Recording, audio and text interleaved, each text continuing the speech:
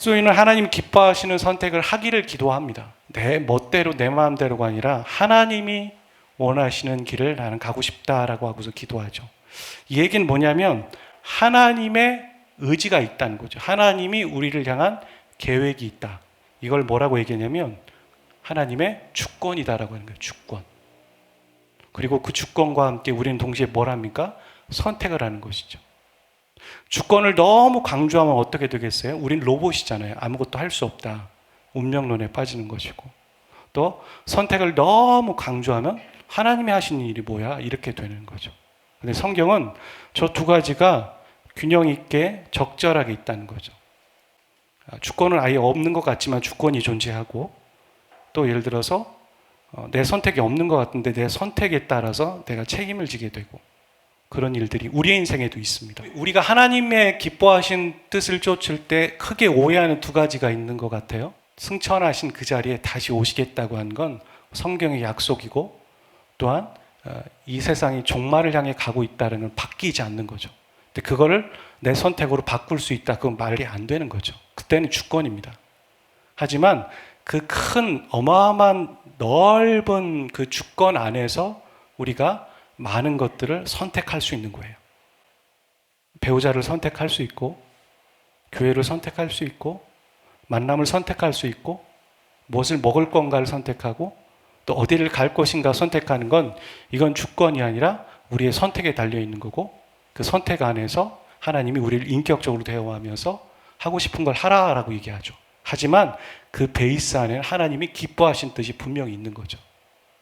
그것을 향해 우린 가야 되는 것이죠. 또 하나의 오해는 뭐냐면 우리가 갈등이 없으면 하나님이 기뻐하시는 것이다 라고 생각하는 것이죠. 어려움이 없고 갈등이 없고 평안하면 그건 하나님이 기뻐하시는 것이다. 고통과 갈등은 우리 인생에서 결코 없어지지 않아요. 왜냐하면 창세기를 보면 알 수 있잖아요. 하나님이 아담과 하가 죄를 지었을 때 그들에게 징계하시죠. 하와에게 아이를 출산하는 고통, 그리고 아담에게 땅에서 수고해야지만, 고통이죠. 그게 갈등이고, 갈등을 해야지만 열매를, 소산을 거두어들이는 그런 벌을 주셨죠. 그러니까 우리가 죄의 성을 갖고 있는 이 땅에서 삶을 살아가는 모두는 저 갈등과 고통에 대해서 자유로울 수 없습니다. 오히려 어떻게 선택해야 되냐면 갈등이 없는 것을 선택하는 것이 아니라 그것을 어떻게 신앙적으로 이해하고 성경적으로 풀어갈 것인가에 초점을 맞춰야 되는 것이지, 고통이 없는 것을 선택한다 이러진 않는 거죠. 예를 들어서 고통이 없는 게 하나님이 기뻐하시는 길이다 라고 한다면 사도행전에 나오는 12사도는, 또 바울도, 초대교회 사람들은 고통을 어마어마하게 겪었습니다. 그건 하나님의 길이 아닐까요? 그래서 우리가 고통이 있다, 없다로 하나님이 기뻐하시는 길이다, 아니다라고 말할 수 없죠. 오늘 본문 말씀에 아브라함과 롯이 친척 관계예요. 그리고 서로 부유해졌다라고 얘기해요. 부유해지니까, 소유가 많아지니까 넉넉해져서 가까이서 지낼 수 없었어요. 그러니까 아브라함이 어떤 제안을 하냐면, 우리 소유가 너무 넉넉하니까 서로 갈라서서 독립하자, 이런 얘기를 합니다. 그리고 이 의견에 대해서 두 사람은 동의합니다. 그리고 아브라함은 롯에게 먼저 선택할 기회를 주죠. 그때 롯이 그 선택권을 가지고 거주할 지역을 선택하는 겁니다. 그 롯이 거주할 지역을 선택하는 기준이 무엇이었는가? 창세기 13장 10절 한번 읽어보도록 하겠습니다. 이에 롯이 눈을 들어 요단 지역을 바라본즉 소알까지 온 땅에 물이 넉넉하니 여호와께서 소돔과 고모라를 멸하시기 전이었으므로 여호와의 동산 같고 애굽 땅과 같았더라. 눈으로 돌아본즉 롯은 환경과 조건을 보면서 본인이 거주할, 선택할 땅을 선택한 거죠.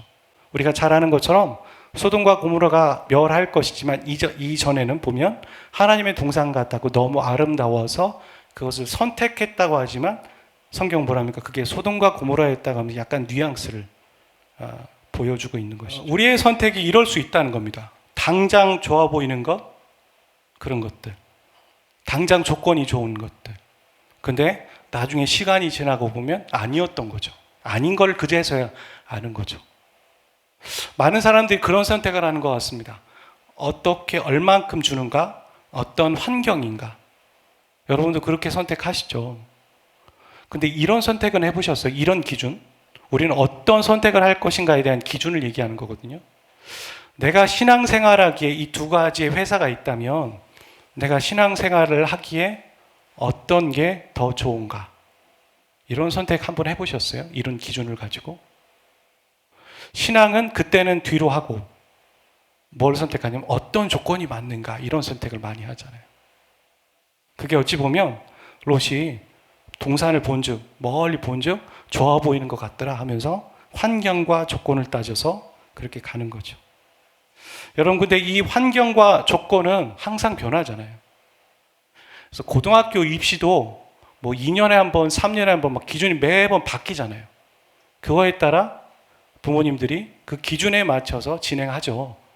이런 것처럼 환경과 조건은 우리의 편은 아닙니다.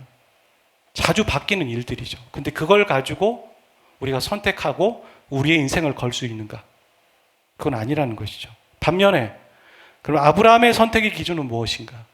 저는 이 오늘 본문에 아브라함의 선택의 기준을 보면서 이게 모든 사람에게 정답일 수는 없지만 우리가 선택의 기로에 서 있는 우리가 이 아브라함이 어떻게 선택했는지를 보면서 그렇지 내가 이렇게 선택하는 게 맞을 것 같은데 라고 결단하고 기도했으면 좋겠는 거죠. 반면에 아브라함의 선택의 기준은 무엇인가? 그는 먼저 연장자로서 롯에게 선택의 기회를 주잖아요. 그건 양보와 선이에요. 양보하는 거죠. 먼저 해라. 먼저 좋은 땅을 선택해라. 이 쉬운 선택은 아닙니다. 먼저 좋은 땅을 선택하면 나는 덜 좋은 땅 혹은 안 좋은 땅을 선택할 수도 있는데 그게 평생 갈 수 있는 거잖아요. 하지만 아브라함은 양보합니다. 선의를 베풉니다. 그리고 롯이 좋은 땅을 선택한 후에 나머지를 받은 거죠. 그러니까 아브라함은 롯보다 못한 땅을 얻었을 수도 있고 혹은 똑같은 땅을 얻었을 수도 있어요. 하지만 이 땅이 특별한 땅인 거예요. 왜 특별한 땅인가? 14절을 한번 읽어보도록 하겠습니다. 롯이 아브라함을 떠난 후에 여호와께서 아브라함에게 이르시되 너는 눈을 들어 너 있는 곳에서 북쪽과 남쪽과 그리고 동쪽과 서쪽을 바라보라. 15절 뒤요. 시작. 보이는 땅을 내가 너와 내 자손에게 주리니 영원히 이르리라. 여러분 롯은 그러지 않았지만 아브라함은 어땠겠습니까?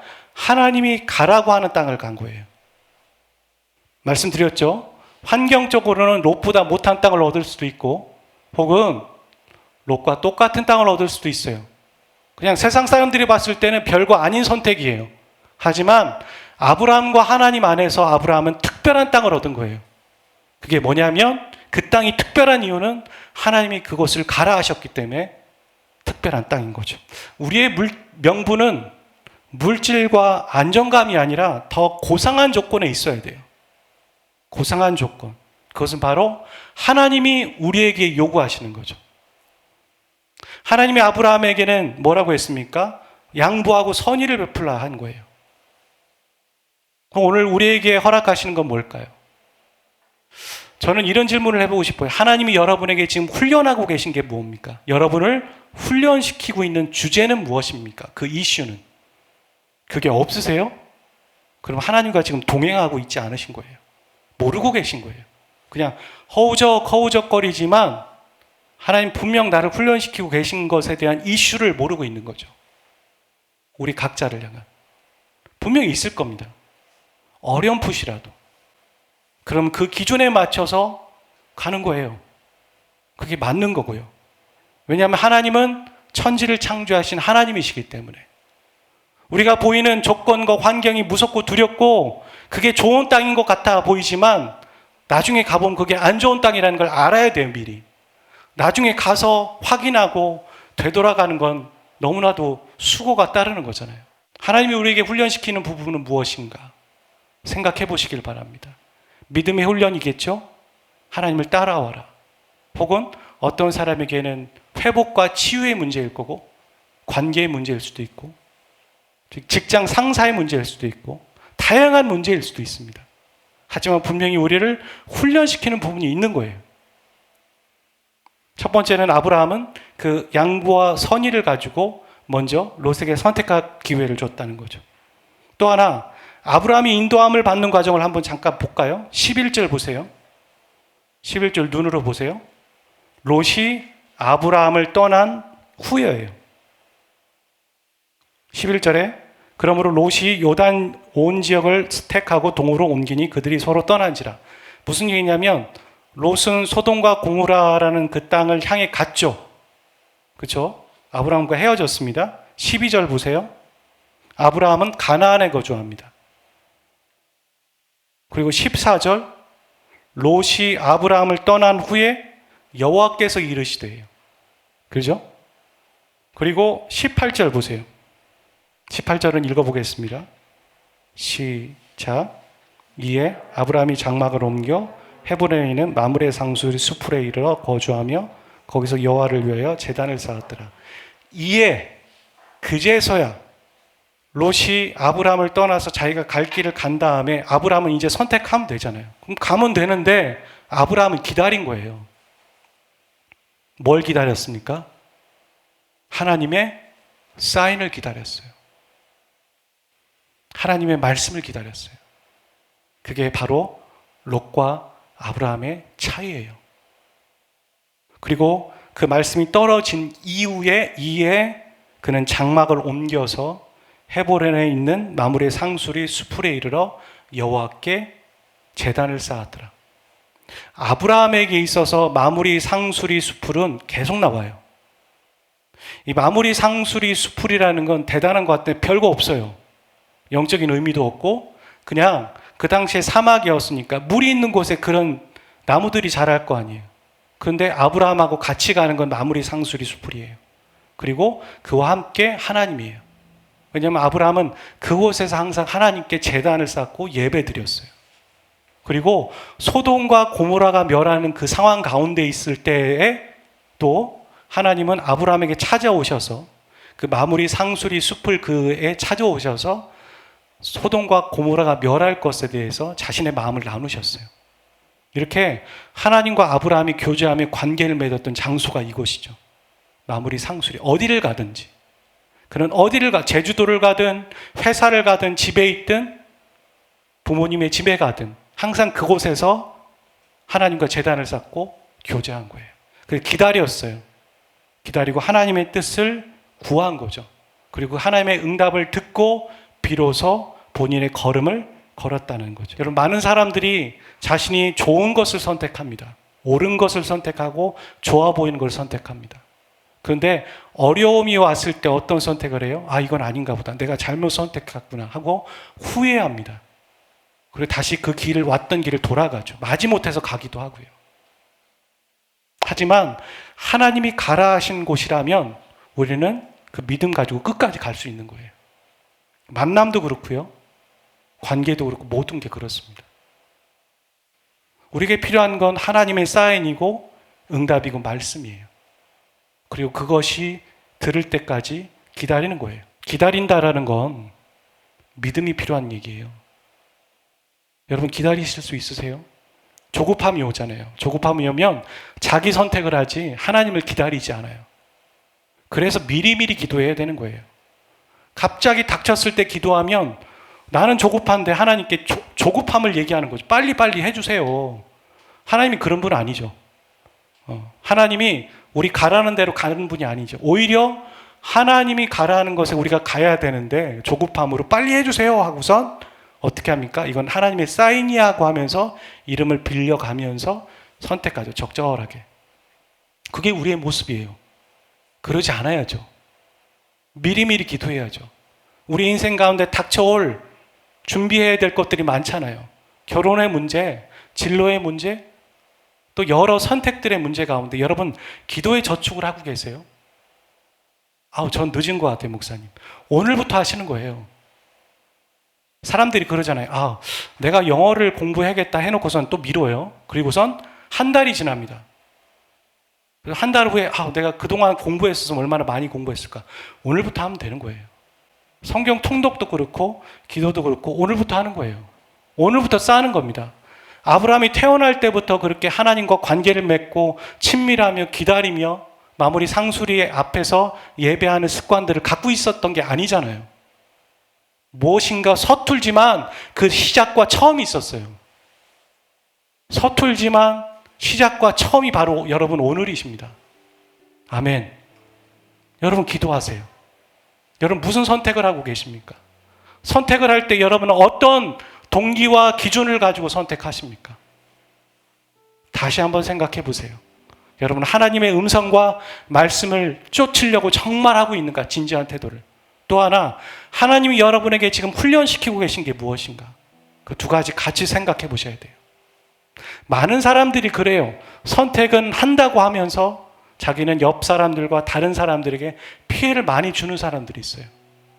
분명히 하나님 우리의 성품들을 훈련시켜 가시면서 또한 선택을 같이 가게 하시죠. 그래서 이 훈련이 같이 돼야지만 선택도 될 수 있을 거예요. 어떤 자매가 저희 나눔방에 그렇게 공유했죠. 목사님, 제가 기도하면서 진로와 비전을 놓고 기도했는데 하나님께서 예배 가운데 하나님을 먼저 알라고 얘기하셨다고. 그런 것 같다고. 그 자매가 그렇게 고백 저에게 할 정도면 믿음이 있다는 거, 그게 하나님의 사인이라는 걸 아는 거죠. 그래서 제가 너무 기뻤고, 그거 맞다. 너에게 하나님이 정말 말씀하고 계시니까 그거 맞다. 그게 먼저인 것 같아요. 하나님을 먼저 알라. 여러분, 하나님에게 모든 게 있어요. 여러분이 구하고 싶은 모든 게. 하지만 어린아이에게 칼을 주면 그 칼은 사람들을 찌르는 게 돼요. 피해를 주죠. 자신도 상처를 입고. 그런 자에게 하나님은 칼을 주지 않아요. 오늘 우리는 칼을 달라고 하는 거예요, 자꾸. 하나님은 뭐라고 합니까? 너는 좀 나와 함께 하면서 그걸 다룰 수 있는 것들을 배웠으면 좋겠어. 네가 그런 위치에 갔었을 때 네가 그렇게 안 할 거라고 생각하니? 내가 너를 높이 올렸을 때 네가 정말 그렇게 잘 살 수 있고 아래 사람들을 거들 수 있고 네가 손가락질하는 그런 사람이 안 될 수 있어? 여러분 한번 생각해 보세요. 하나님이 여러분에게 아브라함에게 양보와 선의의 훈련을 시키시듯 여러분에게 그걸 훈련시키고 계시는데 여러분 고통과 어려움이 있기 때문에 그 길을 선택하지 않으려고 하는 건 아닌가?